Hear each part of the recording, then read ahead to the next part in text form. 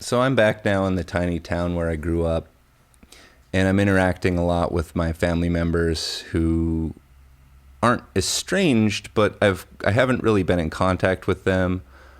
In my 20s, perhaps I kind of decided that that my relationship with my family was not really serving me, that I wasn't raised very appropriately, and all the cases where it was positive, I felt like I was grateful for those, but it was kind of like I listened to a lot of Loveline, and I'll probably bring that up quite a bit.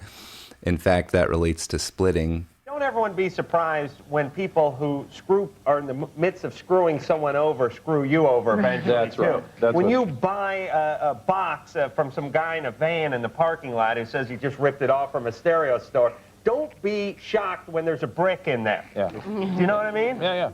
You gotta be careful too that like she's not having problems with him and using him as kind of like it's all part of the chaos. It's all part of the chaos. him and start new. Yeah, let her figure out what she's gonna do it, and then you can have a relationship if she's still available. Eileen in the Easy Bake Oven. But Adam Carolla would often recommend for people with toxic families just to cut them off and not look back and don't worry about it, and maybe someday you pick it up, but just try cutting off your family for a minute. Just see if you're young, try cutting them off and see what happens. See if it's the worst thing ever or the best thing ever.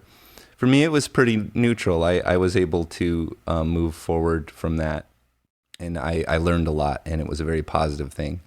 I now no longer have any desire to cut anyone off, to be perfectly real with you, like anyone. I feel that I'm strong enough to engage with toxicity, and I feel that I have a good enough sense of self and self-esteem that it doesn't really cut to the heart of me when these people engage in unconscious toxic activities and behaviors and communication with me. Rather, I see myself as in a role of very, very gently and subtly helping, trying to help, and just trying to be the positivity that I would like to see. So here's the story about splitting. When I lived in Seattle, I worked at the Experience Music Project, and some of the people that I worked with offered to let me live in their home. So I moved down to Renton, and I lived in a home with these guys. But I never was that close with them. I felt sort of estranged in that house. And I think it was Christmas Eve. I was stuck in my car in the cold on Christmas Eve. And this story might not be exactly true, because it is like a distant memory. But definitely, the thing I'm telling you now is, they had not given me a key to the house, and so I was locked out, and they were at a Christmas Eve party that I was not invited to. So I had to wait many hours just in my car for them to come home and let me inside of my home that I was paying for. And so I listened to Loveline consecutively, and the part that I'm saying might not be true is this call might not have occurred on this night. I associate it with that night. I think it did, but I'm not sure. A caller called the show and said, well, basically they said what I would say if I had called Loveline, that all my relationships seem to blow up in my face. They all seem like they're going perfect, and then this sort of like 6-month to 2-year honeymoon ends, and then they blow up. They just like, what the heck happened? Like, it's crazy. I don't get it. Just heartbreaking, just cruel, mean. I don't like to use words like evil and things like that, because that's Amber meme, but just unbelievable. You know, how can you do this? So the caller called and said something, like that. And Dr. Drew, it was very atypical. He didn't really analyze it or do anything. He just said, you know what, read this book, Facing Love Addiction by Pia Mellody.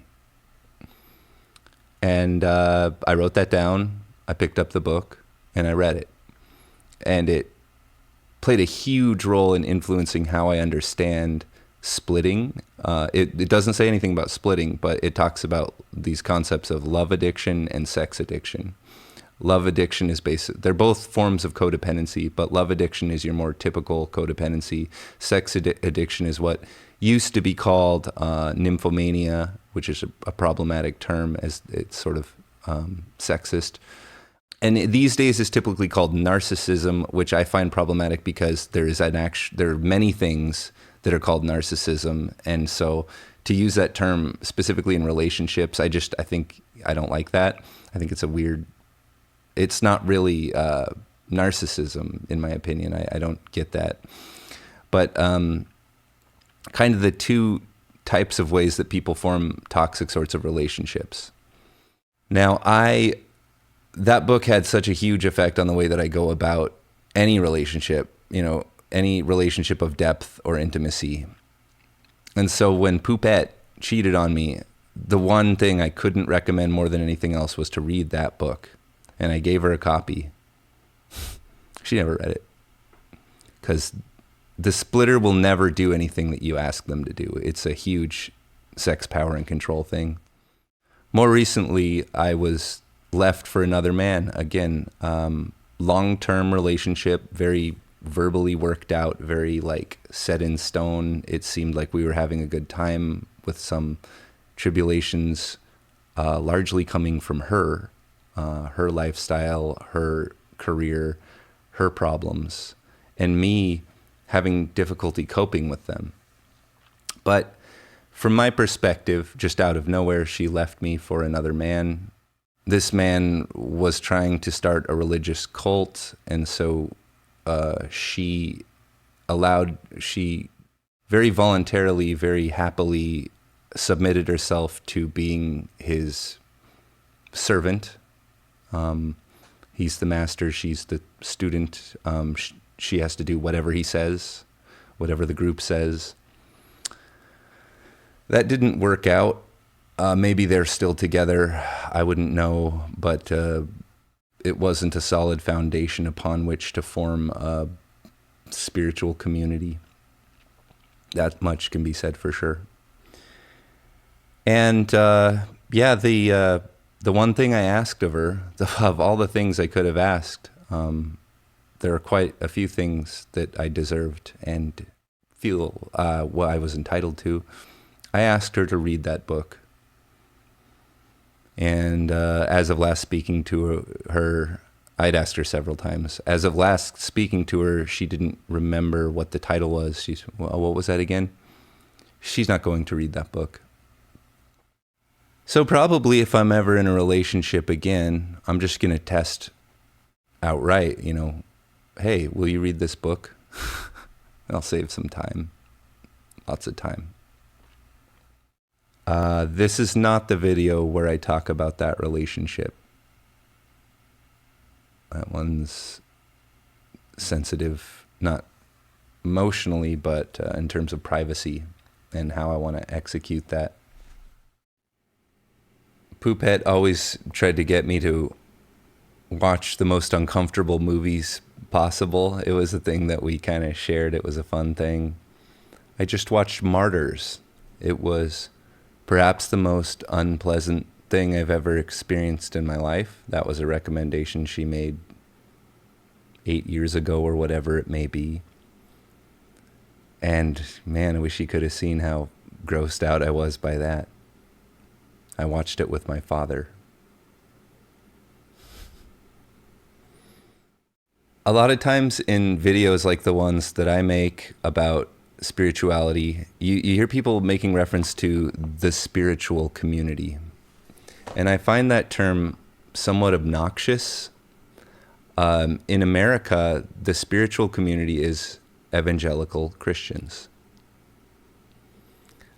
But what they're referring to is people who believe in astrology, people who engage in pretend rituals where you say that you're accessing states of consciousness but don't, people who use psychedelics and consider that the only valid spiritual practice without any supplemental work, fake psychics, fake a lot of things. I don't self-refer to myself or this community as the spiritual community because I'm an actual spiritual person. An example of a spiritual person is the legendary figure of Jesus Christ, who was very alone and very disruptive of the spiritual and religious teachings of his time, as is documented in the Gospels. They tend to believe in manifesting, which is like another way of saying do the work if you really get down to it. Believe in yourself, self-esteem, but is often taken as a magical belief that if your ego is forceful enough, reality will change to accommodate you. There's a phenomenon I like to call toxic positivity, which is you don't like people that aren't always bubbly and excitable. Perhaps these people are sick. Perhaps these people are dealing with things that you have no frame of reference to comprehend. It is unrealistic to think that you will always be happy and positive and excited.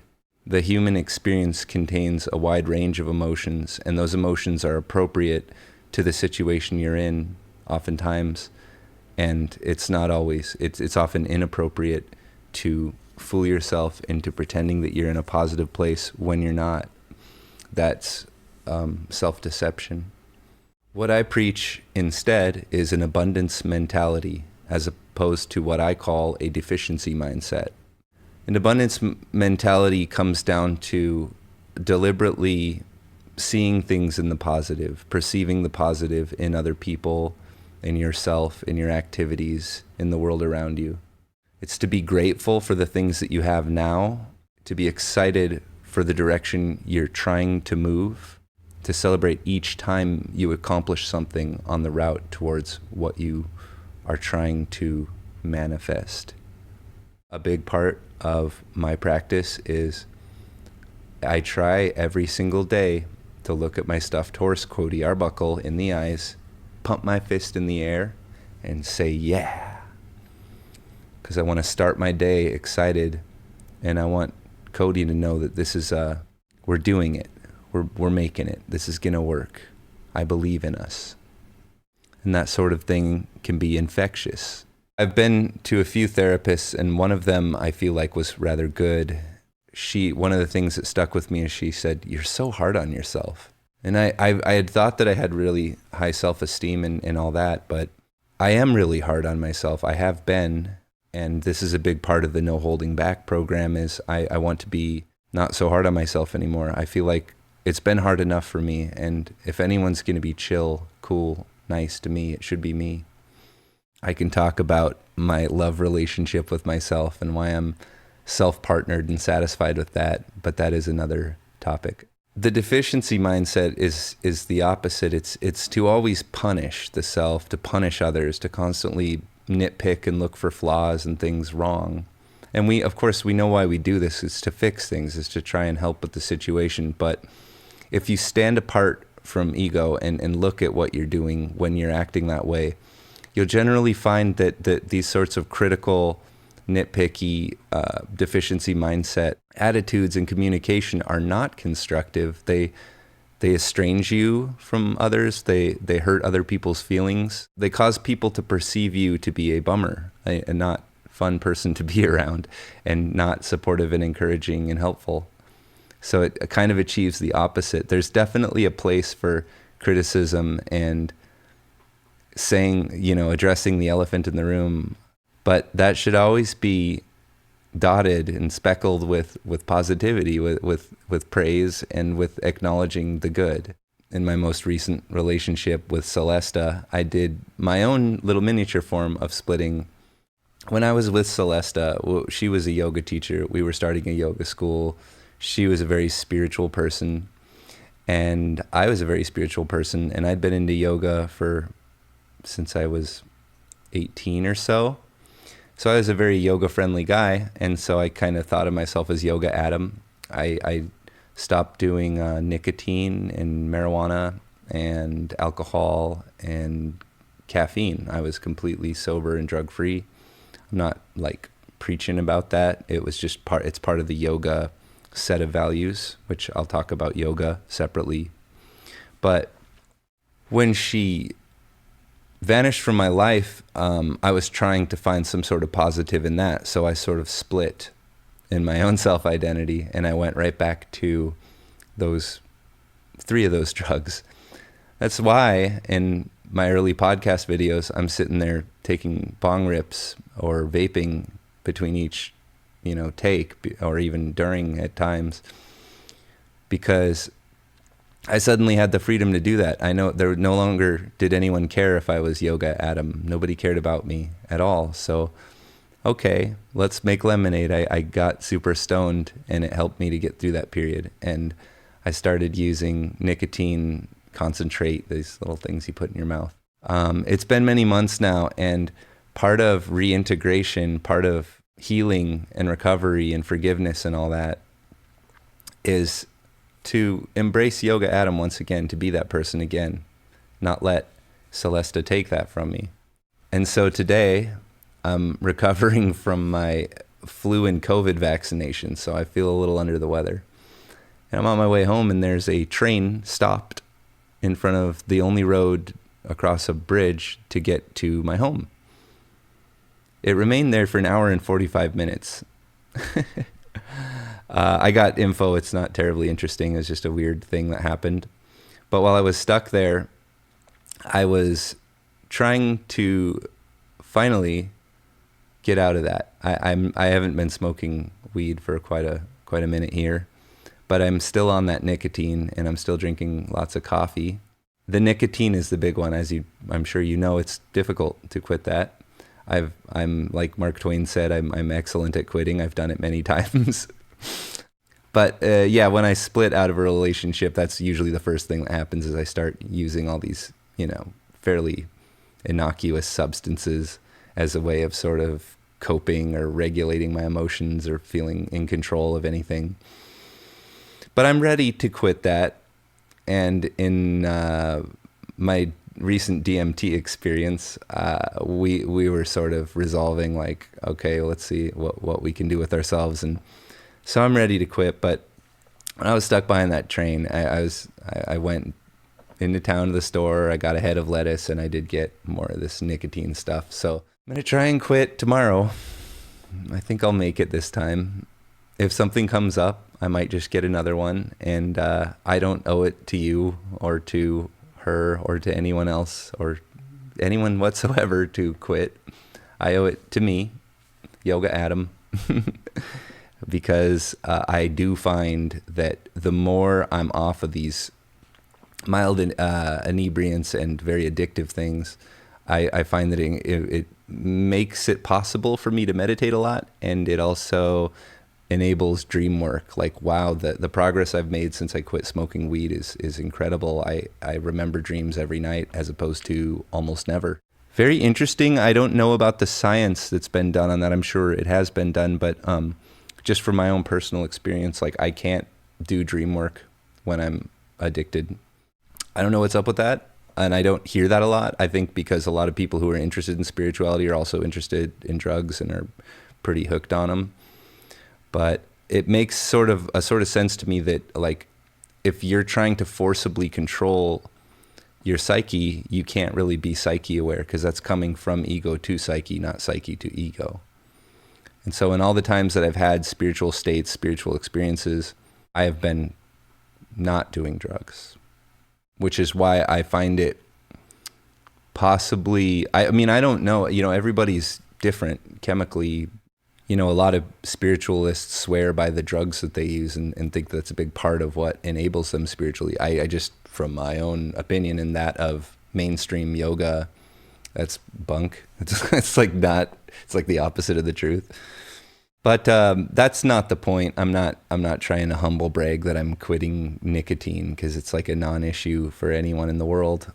The point is, when I got home, I've been working a lot with my father on what I perceive to be his deficiency mindset.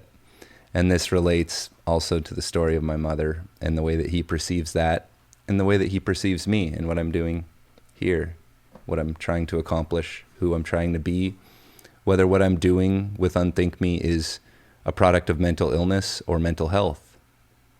I told him that I'm quitting. And instead of congratulating me, encouraging me, supporting me, saying that's cool. He just went on a long rant about how terrible tobacco is and how it killed everyone and how it ruins everyone's life and how terrible those tobacco industry people are and how it got to Trump. He was talking about Trump rather soon, but not at all saying like, you know, cool. I approve of that. That is a good thing. To illustrate his point, he told me a brief story that I think illustrates my point rather well. I came into town for my grandmother's funeral, my father's mother, his mother. She smoked cigarettes pretty much her whole life, and he talked about his efforts to criticize her and steal her cigarettes and sell them to his friends and sabotage and, you know, hurt her feelings away from smoking cigarettes. And I didn't point out, well, that wasn't effective, was it? She died, you know, a cigarette smoker of cigarette smoking related causes. But his point was that at her funeral, I recall this, he played a song called One of These Days. And the point of that was that she always said, one of these days I'll quit smoking. And the point was that that was the day she quit smoking, was when she died. Playing that song at his mother's funeral was an I told you so. But I told you so because that didn't cause any change to her behavior. That's a great example of a deficiency mindset. So if you're grieving, if you're dealing with your own mother's death, as my father and I both had to do, I would recommend the abundance mentality, compassion, forgiveness, understanding, over the deficiency mindset. What I've found in life is that the abundance mentality is effective, it's helpful, and the deficiency mindset is not. That's where I agree with the positivity movement.